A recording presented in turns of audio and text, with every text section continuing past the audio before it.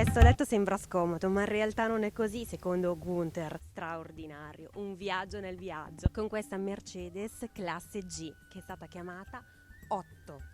Sono a bordo di Otto, che ha fatto il giro del mondo, 26 anni, e oggi sono qui proprio con il suo driver, Gunther, che sta salendo a bordo. What's your feeling today in Otto? Well, it's a sentimental feeling. It is a sentimental feeling. There are no tears, but it's sentimental. You know, I lived in this car. I was sitting on this seat for about 26 years. Too many years Too on many. around the world. Really? Well, you know, the planning, in the beginning, the planning was to see Africa. I wanted to go to Africa because I always was flying. I'm an aviation man. And many times I was sitting in the cockpit and I was looking down and I said to myself, one day I will be down there to see what it is really like. Well, there are so many favorite places. I very much, and also my late wife, my wife died about 5 years ago, we always liked to be at a place where there were no people. That means we liked the desert. We very much liked the Sahara Desert. We liked the mountains without any people. And we liked to be with African animals. The real African animals in so-called virgin Africa. That means that part of Africa where there are no people but only nature and animals. So your car is in every way too much stronger. Is a strong car. The car was strong enough to take us around the world. The car is really a very sturdy, very strong vehicle, but it is a very basic vehicle. That means it is a car without electronics, it is a car without any gimmicks, no air conditioning. It is just a very, very basic vehicle. So now are you ready for restart another travel trip? No. The car has been taken over by Mercedes. It does not belong to me anymore. And certainly my plans are at least to do some travel in the European winter time. That means the months of November, December, and also January, February. I may go down to South America to my friends, or I may travel for 1 month to Australia, just to escape the cold and miserable weather in Europe.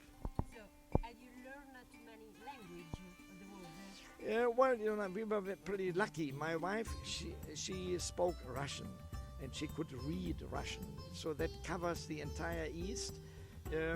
Well, I speak English, yes, and I once I migrated to South America, so actually Spanish is my second language, the South American Spanish. I also fairly well understand and speak Portuguese, the Brazilian Portuguese, and since I lived in Indonesia, I understand Indonesian language, which is a Malayan language spoken in Indonesia, in Singapore, and also Malaysia.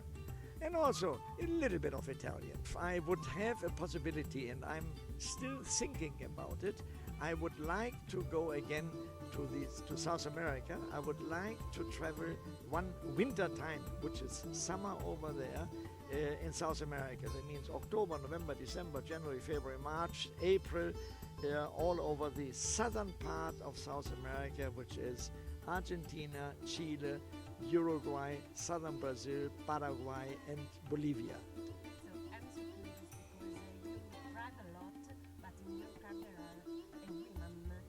They drive or not? No, normally not. Normally not. The driving I took care of. My wife, Christine, she took care of navigation. That means the maps and so on. Cooking? Cooking we did together. We always did together. But mostly she prepared. That means she was cutting the onion or cutting the vegetables, and I did the cooking. And then after our dinner, which we had every night, after our dinner, we cleaned up together. It was a cooperation. Big cooperation. And who washed the car? The car, normally the car we did not wash because we didn't want to show off.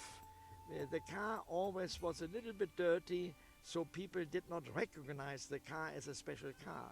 Okay, thank you so much. And do you speak Italian way? In Italian, I say to you, molto grazie for interview. Yeah, and no, and I like. I'm very happy now again to be in Italy. I like the Italian language because also in my second country in Argentina, the Spanish spoken in Buenos Aires is just like. How should I say? It is Spanish, but a Spanish which has become Napolitano, yeah, or Napolitanizado, yeah, something like that. So when you say in Spanish, for instance, listen, please, listen. I want to tell you something. That in Spanish it would be escúchame una cosa, escúchame una cosa. In Buenos Aires, they say, "Che, escúchame una cosa." It is just, la pronunciazione napolitana. Yeah.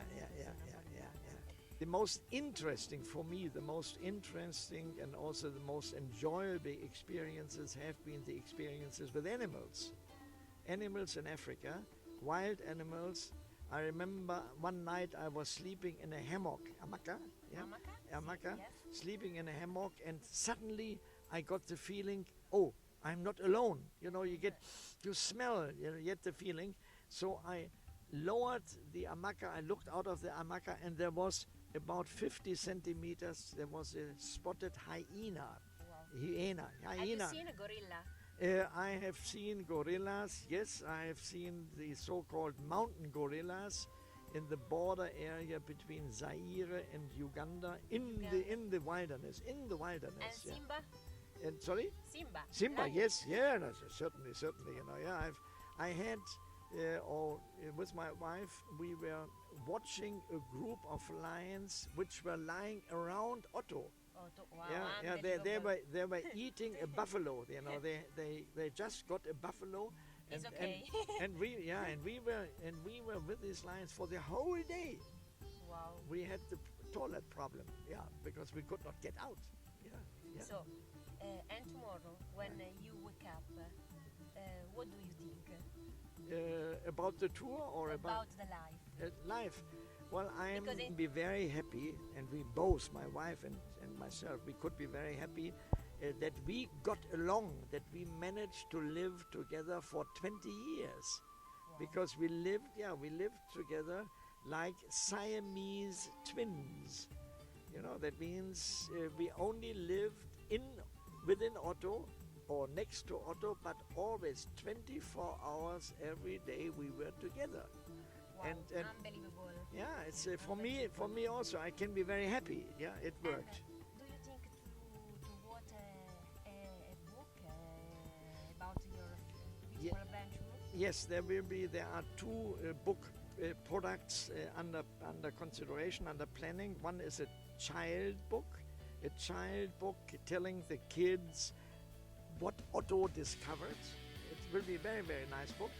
And the other one will be just a big book on the tour, but also talking and also talking about the problems which I just mentioned, the problems of overpopulation, the problems of population growth, the problems Italy has now in Lampedusa. All these problems, will also be talked about in that book. And the last item is that a Californian, that means United States, California, Los Angeles company, they want to produce a big cinema film on the tour.